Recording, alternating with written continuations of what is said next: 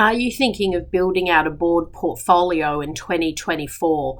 I think it's a very worthwhile endeavour to create a portfolio of board director activity, and there certainly is a trend towards executives leaving the traditional C-suite or the executive director suite to pursue a portfolio of business activity which could include non-executive and advisory board appointments.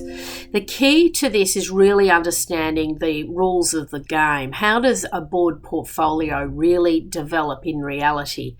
And I can tell you hands down, and I've been involved in thousands of board recruitment processes and placing thousands of executives into board appointments across the country, that they all pretty much will form and create, following a very sort of simple paradigm. The first appointment leads to the second appointment leads to the third. Board careers are incremental, and that's a fundamental rule of the game, and you have to understand this because a lot of people try and bypass those steps of getting onto a couple of smaller stepping stone board seats and try and go for gold on day one. And if you want to have a successful board portfolio, it's going to be built out strategically and with the right foundations in place. So it's absolutely crucial that you get those stepping stone wins onto the CV.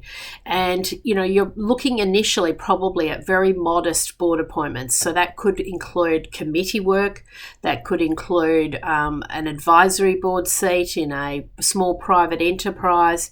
It could involve a non-executive directorship in a not-for-profit organisation or a small government department, a statutory body, for example. You might be looking for something relatively modest to get started, and then you would build on that and secure another appointment.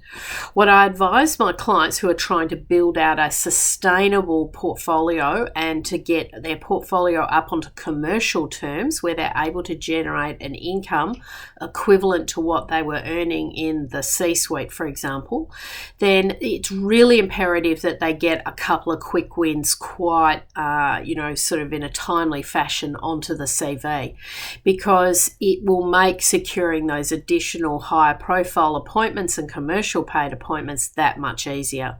It's very hard to secure these appointments from a flat start. So you need to consider also your board director education. This is a professional endeavour, and, these days, the whole enterprise governance landscape is evolving.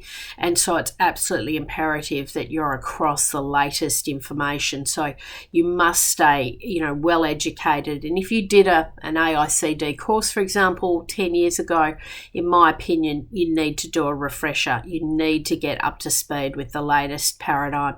And, just to demonstrate also that you really are committed to best practice where this is concerned. Overall, you want to think very strategically about the various appointments and how they would complement each other.